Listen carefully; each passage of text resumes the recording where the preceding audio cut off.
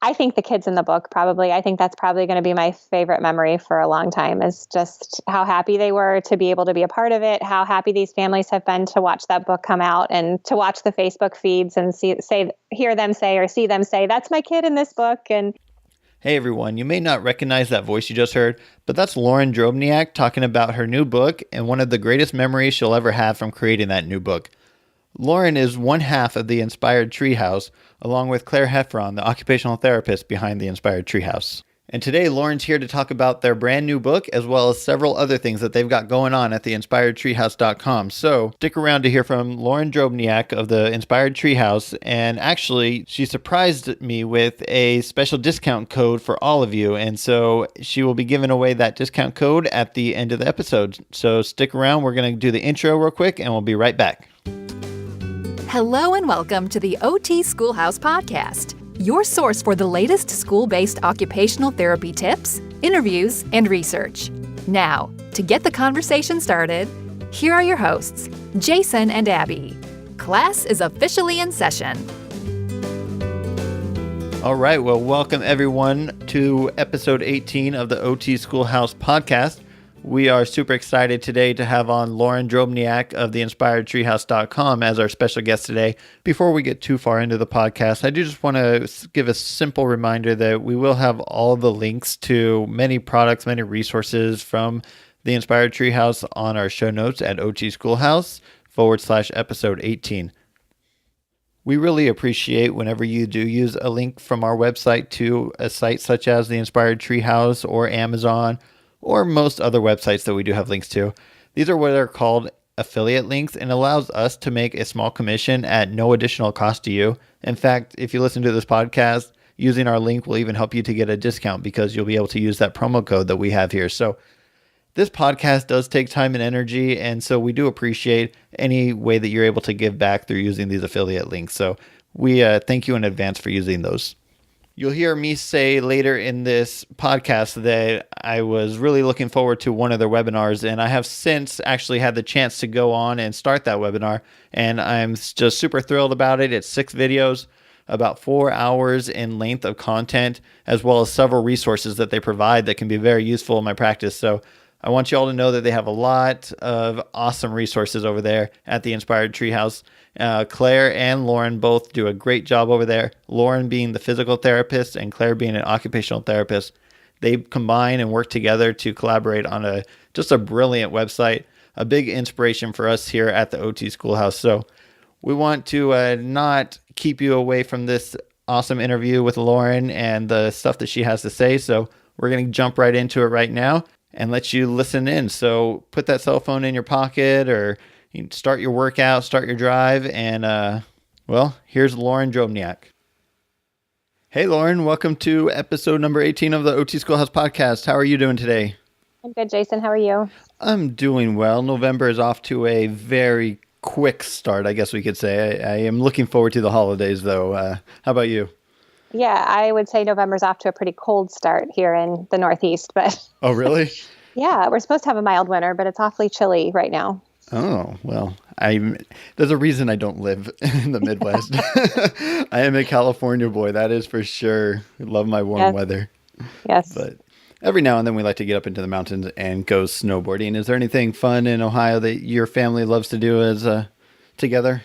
Yeah, we actually live less than 5 minutes from a pretty decent ski hill. So we try to do that every so often. Some great sled riding around here, as long as you can stand the cold. And then we like to escape as soon as we can to somewhere warmer. Oh, yeah? Yeah, spring break can't come fast enough around here. Not yet. Haven't figured out where you want to go yet? Nope, we'll get there. Great. Well, you know what? You obviously are on the podcast for a reason. You are one of the bloggers, the therapist behind the InspiredTreehouse.com. And, that's fascinating. I've been following you guys for a while and appreciate what you guys do. But I want to give you a chance to tell a little bit about yourself as well as the Inspired Treehouse. So if you'd like to share about your experience as a therapist and how you got to where you are.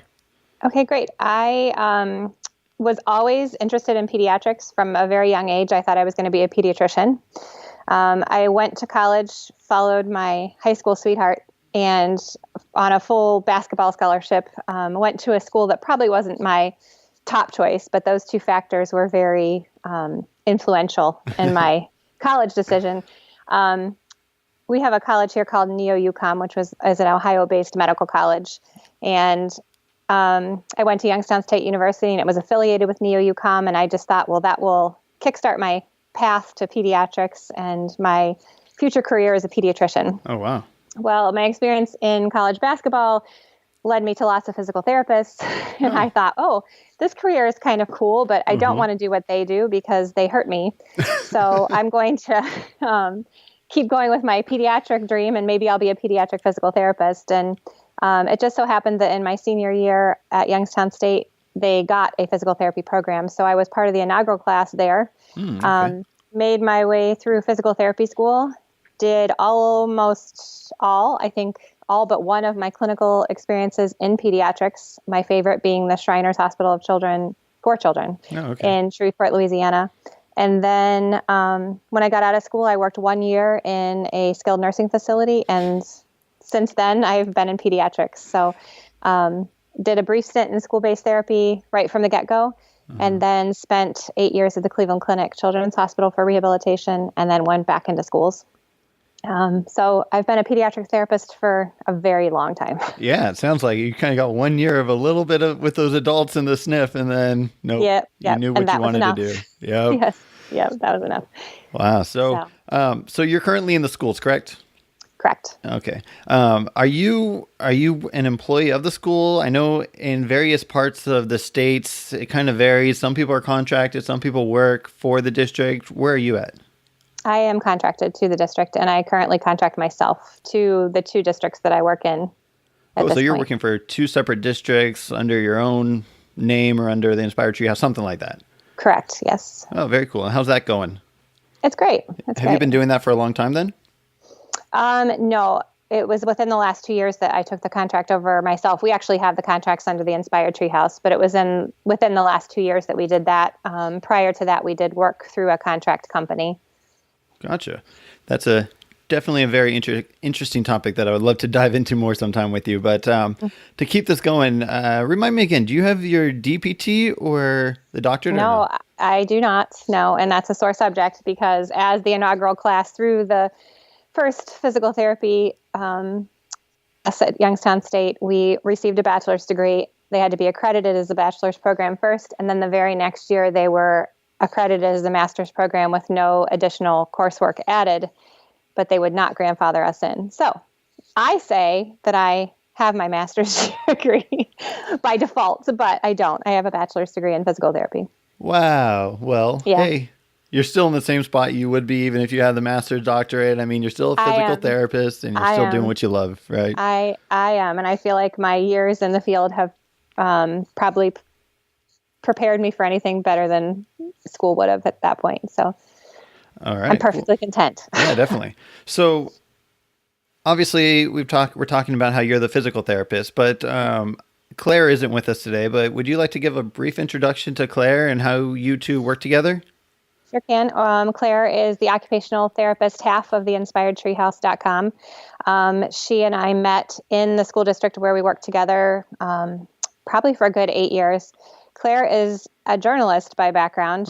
Her first degree was in journalism, and then her second career is occupational therapy. She has also spent the majority, if not all of her career in pediatrics. And that's how we met, was in the school districts. That's cool that you're happy if you can make a friend when you go to work, but to find a partner to run a blog with and get all these other things that you guys are doing, that's super cool. And we'll get into that in a little bit. Yeah. We had very similar work ethics, so it kind of, worked out. Yeah. So actually in practice at the schools, do you have a chance to work alongside Claire as far as treatment goes, or do you guys kind of do more, you do PT over here and she does OT somewhere else, or do you guys get that chance to collaborate?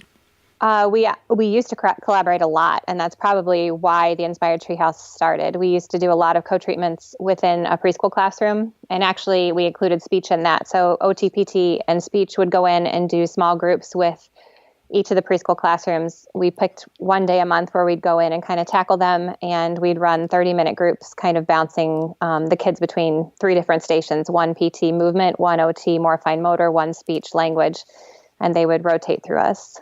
That's perfect. Actually, that's kind of, we're in a transition period at one of our schools, and so that's one of the methods that we are considering doing. One of the teacher concerns, and I'll ask you right now, is did you see the students get tired at all bouncing straight from OT to PT to speech, or did it work out pretty well for you? No, I thought the kids loved it. I think they didn't realize it was therapeutic. They thought it was play. We had a different theme every time we went in, so they thought we were super fun people coming in to play with them is what they thought.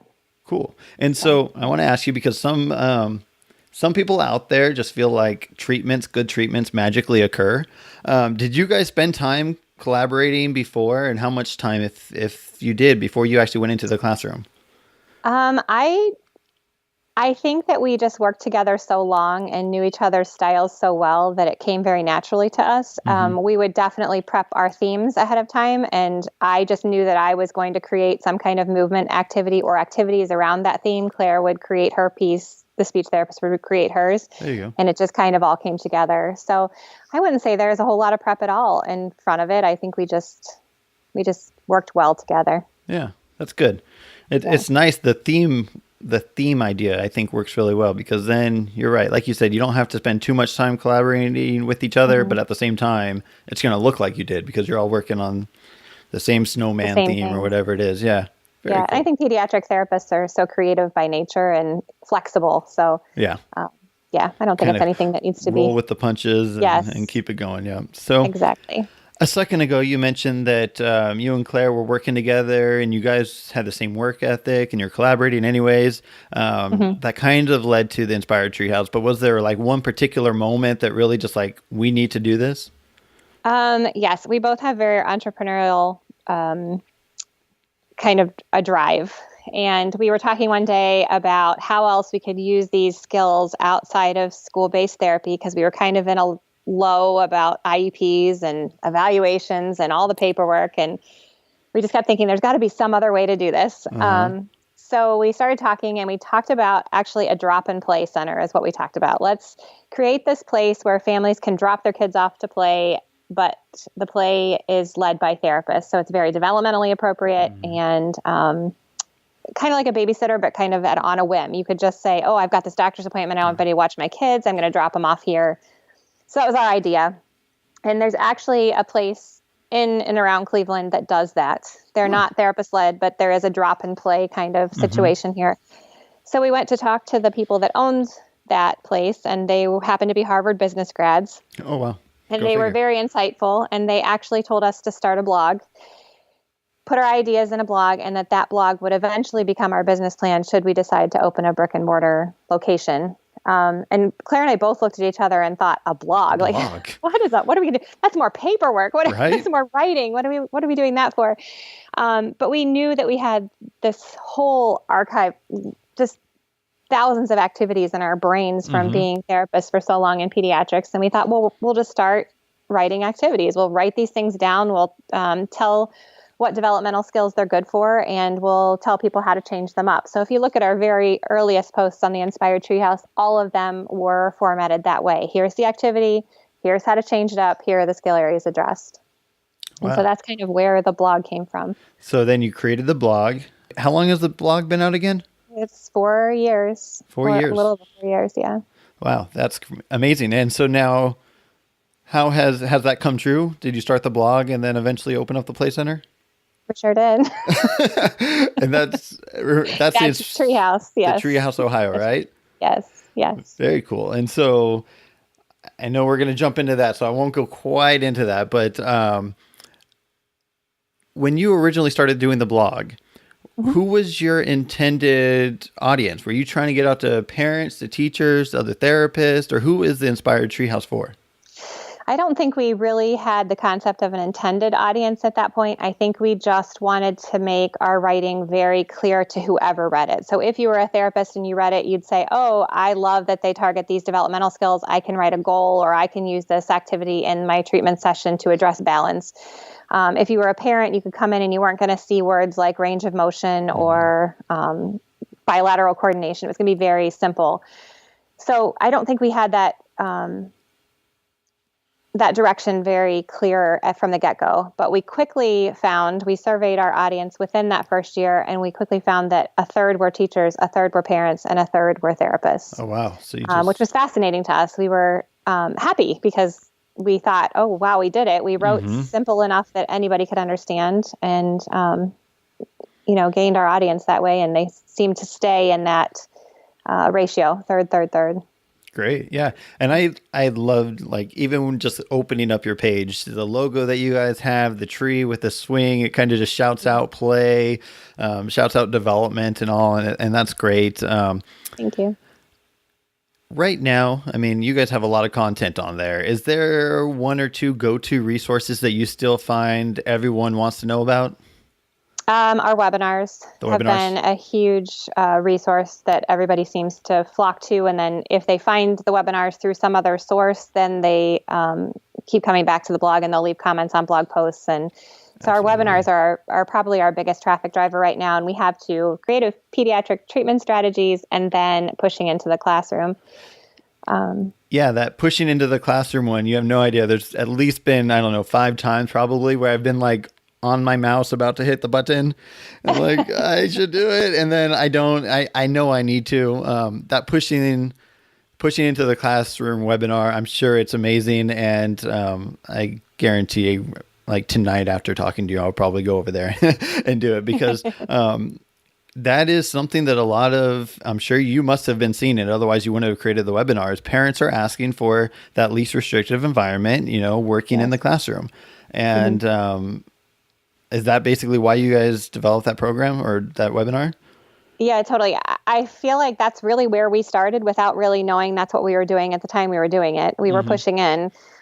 But just more recently, that's become a big buzzword, pushing into the classroom. Yeah. And I think as seasoned therapists, nobody wants to be told what to do or how to change their practice up. It's hard. It's hard for people that have done this. I've done this for 18 years, and I don't want to be told that I have to change up all these things I've been doing to come into the classroom. Teachers don't want to change up what they've been doing to say, hey, therapists, come on in, interrupt my class for 30 minutes and do your thing.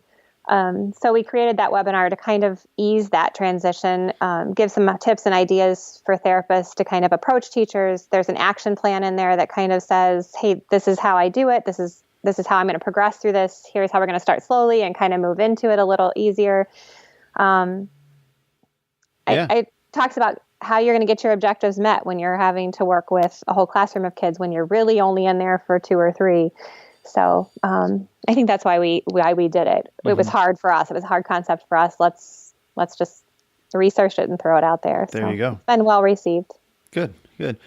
You touched upon something, meeting the benchmarks. Are you and the other IEP team members creating more collaborative goals, or do most people have their own goals? This is so funny you mentioned this because we just had this conversation today. Yeah. I find as a PT, I struggle with this. I think the OTs have gotten a little more into that. I think it's easier for a teacher and an OT to collaborate on a goal. Yeah. So I might not be the right half of the Inspired Treehouse. Well, what about an APE teacher then? Do you collaborate with any APE teachers, or do they not have too many in the district? We don't have any APE teachers in either of the districts I work in. There you go. So that answers that question. Yeah. And most of my goals have had to become so much more functional. So whereas before I would collaborate with the physical education teachers and say, hey, what are they having trouble with? Inevitably, it was jumping jacks. And, I can't necessarily write a goal for jumping jacks anymore. Is that going to affect their ability to function in their school environment? No. Maybe. But if I screened all of the 150 kids that they see every day in gym class, I bet probably 50% of them can't do a jumping jack. So it's just gotten a lot harder to do that and to make my goals functional, but yet still a team goal. It's hard. Yeah. You mentioned jumping jacks, obviously, and bilateral, and sometimes that is one of those key terms when you talk about sensory. Sensory as a PT, how do you manage sensory, and is that something that you kind of integrate as a physical therapist, or does Claire do a lot of that, or how does that work? We do a lot of collaborating with any child that needs some work with the sensory systems, a lot of back and forth with teachers. I think, we wrote Sensory Processing 101 again to try to simplify all of those sensory systems and make that easy to understand for teachers, parents, and even therapists that may be new to it. It's definitely not my niche. Yeah. So I rely heavily on the team around me to help with that. Definitely. And we're seeing so much of it. So yeah, and in collaboration, actually, one of the things that I've done in the past is collaborated with the APE teacher because, I mean, the APE teacher, they know the exercises that the student needs to be able to do, but sometimes they don't quite understand, some of the things that may be limiting that student, especially the sensory aspect for it. Right. And so myself and the other OT, we would work really close with that APE teacher as well as the PT, and all three of us would kind of work on it because let's be honest, I mean, there is research that shows that PE and recess have a big role in academics. And so if we can help the APE teacher even further solidify the sensory systems through using those bilateral crossing midline activities and stuff like that,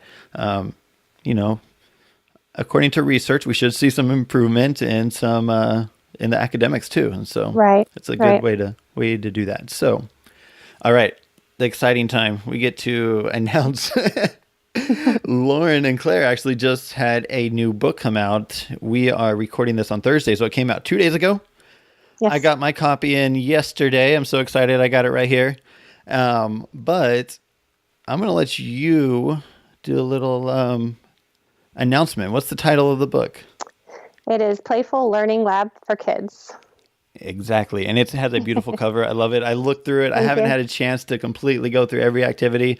But what the book is, and correct me if I'm wrong, it's a lot of different sensory motor and just all types of activities. It looks like it could be one of those activities or a book, just like your website, that is for teachers, for therapists, for parents, for, I don't know, maybe babysitters that want to have some activities to do with kids.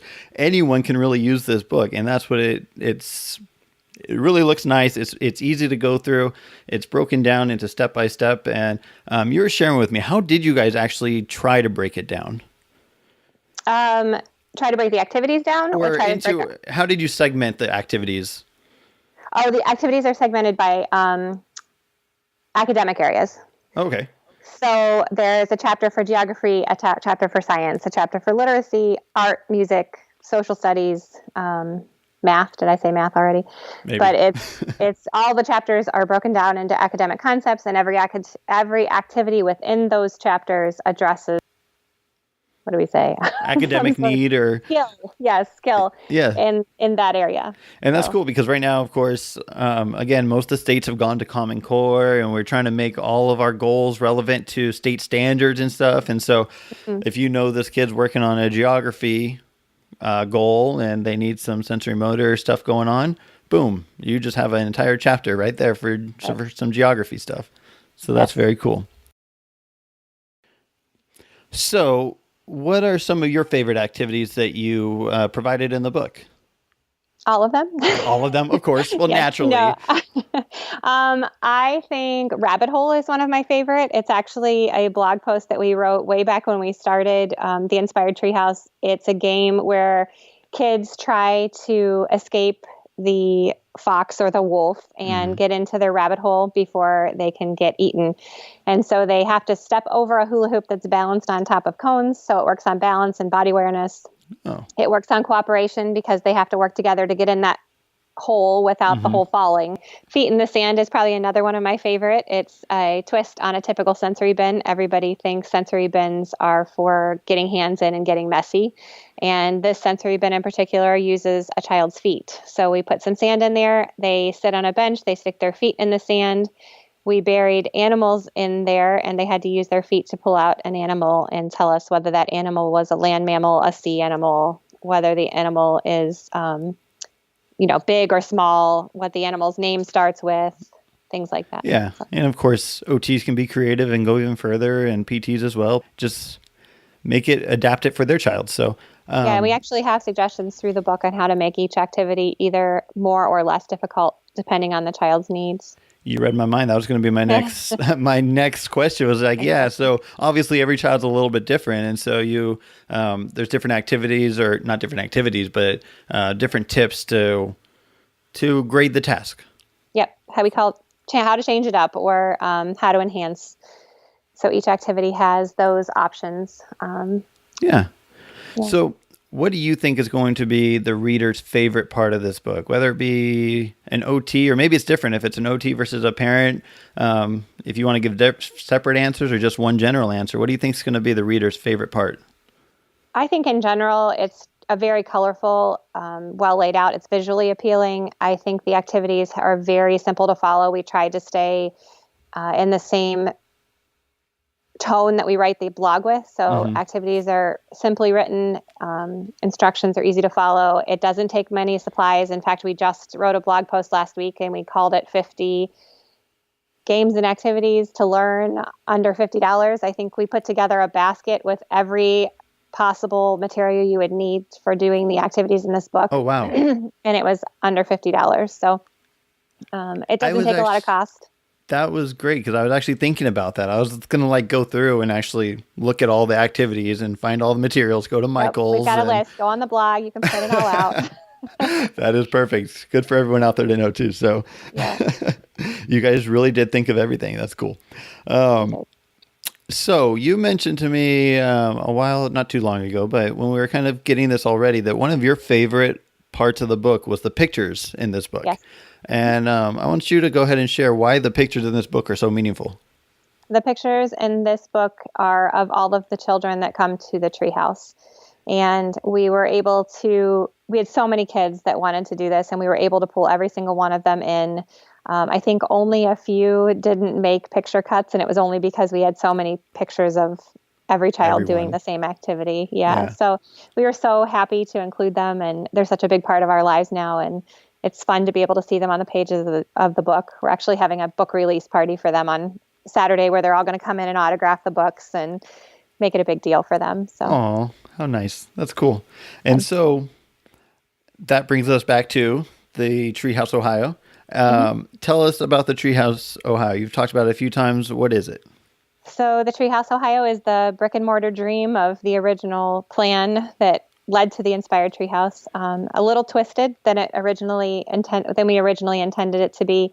The Treehouse Ohio is a nonprofit 501(c) corporation, and we wanted it to be this way. We chose Bedford, which is the district that we both worked in for so long, as the location for the first Treehouse, because many families there work many jobs. Kids live in apartment buildings. They don't have access to outdoor play as much as other kids might. They don't have the means to get to classes that are expensive. Yeah. So they just don't have the opportunities to build the developmental skills that many other children do. So we were finding in the district that many teachers were coming to us completely frustrated because kids were falling out of chairs, or they were seeing increase in behaviors because kids were frustrated because they couldn't write, or because they couldn't go up and down the stairs, just behind in developmental skills. And unfortunately, we couldn't offer much support because those kids weren't on our caseload. Yeah. They hadn't been identified with a specific need. And we were overloaded as we all are. With as every OT and PT are. Yeah. Yes. So we decided to open the Treehouse and run developmental playgroups for these kids. And we wanted to make it nonprofit because we wanted to make them free to low cost. So every child can come to the Treehouse for a playgroup one time per week for free. And if they'd like to come additional times per week, it's $5 a class. So we sell punch cards for $25, and they get 5 classes on those punch cards. Wow. And we have classes for ages baby, infant, up through age 10. And it's been really fun. It grew faster than we ever thought that it would. We're serving communities all over Greater Cleveland, not just Bedford, which we really thought we would target just Bedford. And maybe 50% are from Bedford, and the other 50% are coming from zip codes all over the place. Wow. So that's cool that you guys are having, you're having such a meaningful impact on so many kids. And so, I mean, what would you say about how many kids are you able to support at the Treehouse? We have 251 kids on our intake forms now. Uh-huh. Wow. So That's amazing. Yeah, it's fun. So how does it work? Do you actually schedule classes throughout the week and the kids can show up for that class? Or is it just kind of like you said earlier, a play or a drop and play, or a little bit of everything? Scheduled. It's pre-scheduled. Mm-hmm. It is drop and play in the sense that the parents don't stay. It is a drop off.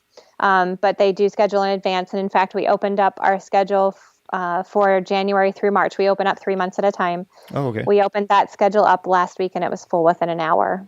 Wow. So they fill very quickly. That's amazing.